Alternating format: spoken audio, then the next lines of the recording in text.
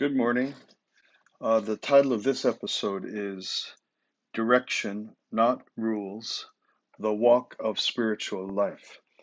Um, a lot of people, if not everyone, are involved in a version of self-improvement or self-advancement or seeking to attain some end or to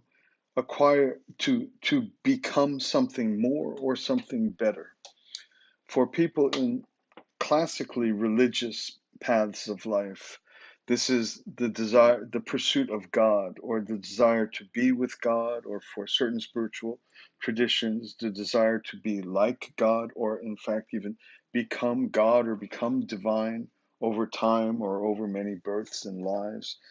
In any case, um, the thing I want to address or focus on is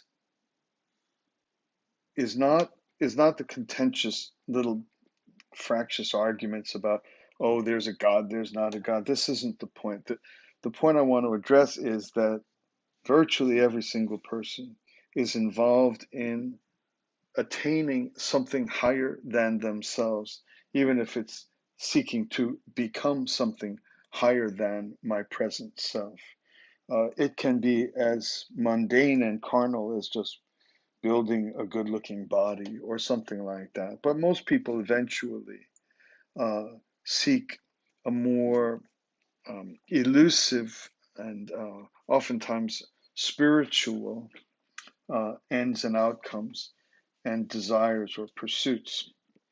So, um, what I want to address on this and why I call this podcast Direction, Not Rules, is, is that on these paths of seeking to improve ourselves, seeking to make ourselves better, seeking regimens and disciplines that are claimed to or designed to bring us to our desired outcome, we happen to be religious or spiritual, that bring us quote unquote closer to God or one with God or in the quote unquote favor of God, or however the ultimate end design of one's own spiritual self or cosmology or religious system. um, Very, very often, if not most often, people relate to these paths as a collection of uh, rules. Do this, don't do this. Go to bed early, wake up early. Don't stay up till all hours. Don't sleep till all hours. Eat this, don't eat that. Pray at these times. Pray in this way. Serve, serve in this way. Orient your mind and your attitude in this way. It's very, very often. And again, we could go all the way to the bodybuilder just trying to rearrange cells in a certain organization in one's physical body, all the way to profoundly serious saints working in any of the spiritual traditions. Uh, no matter which, these our innate orientation towards attaining, becoming, or acquiring something higher than we are at present, or an end to which we strive, is very, very often lived in and lived with as a collection of rules and regulations. If I follow this set of rules, I will in fact arrive at the goals I set for myself, or the ineffable divine, the figure of all love, all grace, all compassion, all beneficence. That regardless of what our goal is, we will, by following these rules, we'll get there. What I want to point out this morning, why I've made this particular podcast called Direction, Not Rules. I was reading this friend of mine again this morning, and starts out like this. How do you go about trying to understand God's love? Now, I've already tried to relativize that goal so that its application can be embraced by more than theists. How do you go about trying to understand God's love? It goes on to say, first of all, I have to understand something that is above me in some way. So if God is the point, or if a higher physique is the point, or spiritual perfection is the point, this is higher than what I am now. So it reads, first of all, if I want to go up, I have to understand I have to understand somebody or something that is higher or above or in the direction that I intend to go. He says even the Messiah has a father. So Jesus, for people that are biblically oriented, we know that Jesus was in constant conversation with God and oriented himself during his physical life on earth. Jesus oriented himself as completely surrendered to God. God was the one to whom even the Messiah looks up, has a relational orientation toward which Jesus oriented his life. So, continue to read. So immediately that's where I would start. Let's say that's our first starting point. Of course, in life we have bosses and other people in positions higher, but let's be intimate. The best way we can start in general is to examine the relationship with our parents to ourselves. Now, I know this gets to be a little muddy because some people have bad parents, and a lot of people have the the relationship with their parents is the very source of all their problems, and I'm a little bit conscious of that, despite being inspired by the what I inherited, what I received from this orientation that I'm reading here. That if we can suspend for a moment the vicissitudes and the tragedy of individuals who have bad or abusive parents, if we can even go completely within ourselves, there is something functioning in a parental fashion that uh, provides for us the ideal of what parental care is like. That's the way we're even able to recognize if we do have bad or abusive parents. The only way we're able to recognize that that is not the norm, that there's something awry with that there's something off about that, is because there's an inner part of ourself that is actually parental toward myself.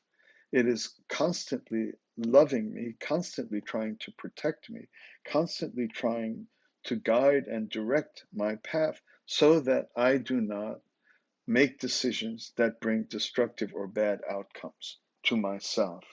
That is a sort of inner parentalness.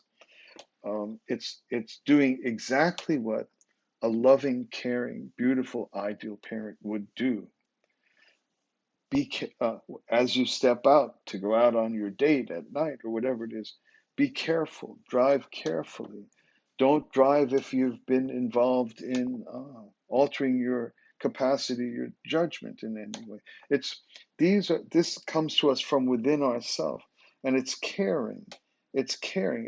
It's caring for our protection, for our welfare, or else how about study tonight? Don't go out tonight. Study tonight. Again, that voice from within is parental by nature. It's caring. It's not just a harpy. It's not just a nag. It's trying to make our lives better, trying to set up the circumstances in which we gain more wealth, more popularity, more fame, more facility, more freedom. So it's that very inner quality that is parental by nature to ourselves that allows us to even recognize for those brothers and sisters who have the great misfortune of having parents that have caused them troubles in their lives and caused them enduring psychological challenges in their lives. It is the fact that we are constructed with an inner loving parental voice that allows us to even recognize, or else how would we even know what a mother should be like or what a father should be like? It's because the ideal exists within. So for those of us that have the blessed, great good fortune and grace and blessedness that we really do have loving parents, that makes it a little easier, a little better to follow this design which I'm examining this morning. Is that if when we orient ourselves towards attaining something grand, something great, something infinitely high, like God, or like becoming a perfect person, or attaining the spiritual powers and state that our regimen is designed to do. What I'm saying is to move away from an orientation of rules toward an orientation of starting with simple positional orientation. That how do I position myself to something higher? So I hope I've been able to disabuse this burden of when you say parents, suddenly half the people say, I had bad parents, but allow this reading to hold and allow this term to function uh, uh, in its ideal form, regardless of how any of us have suffered in its reality. In order to understand your father, you have to understand yourself first. We have to understand, where is my limit? Where do I belong in the relationship? So here I am trying to understand another person, say a loving father, my loving father. But the way to start in that is to understand myself first. Where's my limit? So it's actually self-examination that is the operative force or the operative orientation in even in relationality. In order, I don't, if I want to understand my father, the first thing I need to do is to know myself well, to know exactly what is my limit and exactly where do I belong in the relationship. That is the very first step towards orienting myself towards something higher. So if I start with my father, then I can begin to do the type of work on myself that ultimately is the very exact same dynamic or very exact same way of operating that will ultimately put me in the presence of God. It's almost metaphorical. It's tactile. It's practical. It's a training ground. It's not rehearsal. Of course, it's your own dad or your own mom. It's not rehearsal, but it is the revelator, the screen on which I discover the nature of that movement, me and God. So don't so think so then I'm reading again. Just start with yourself. Don't think about any position that you'd like to achieve or attain. Just think about yourself. I'm my father's son. Okay, what am I? Who am I? What is my limitation? How should I define myself? There are natural limits to my responsibility. What are those? What is that? What is the main nature of my responsibility? What is the expectation in that relationship? So if there's a father, there's a son, or there's a father, there's a daughter, there's a mother, there's a son, regardless of whichever you want to pick in this gender options here. Basically, basically, if there is a father and a mother and they're okay, they're not too bad, it's their responsibility to organize the affairs of the family, to pay the bills, to find the house, to get the right size, to buy the furniture. It's not the little one's responsibility. The little one does have a responsibility in the family. So it's my study of myself, and through studying what I am first. Okay, the guy writes, okay, I'm my father's son. Okay, what am I? Who am I? What is my limitation? How should I define myself? What are the natural limits of my responsibility? What is the main nature of my response? What is the expectation? The expectation begins to introduce the division of, call it the division of labor, or call it the division of love. The parents have an expectation of me. I have an expectation of them. This begins to define the relationality. And so I begin to discover the positional state of something that is higher than myself. And this is an exquisite arena or guidelines for how I can begin to attain God, become divine, meet Christ. However you define, uh, however you define the ideal pursuits of your own religious or spiritual path, they are best started with and lived with and continued with this beautiful place of relational discovery rather than eat this, don't eat this, do that, don't do that, bow only halfway, bow fully, lay on the floor, don't lay on the floor, stand when you're in front of the baptismal Lord. It's not a collection of rules. It's directional, and it begins with self understanding. I'll read again. The basic starting point of the relationship you are trying to achieve, the beginning of understanding everything greater, eventually even God, ultimately God, starts with this work in the simple examination of what what is my position? What are the limits of my responsibility? What is the nature of my responsibility? So if my father is too hard for me, then start with my mother.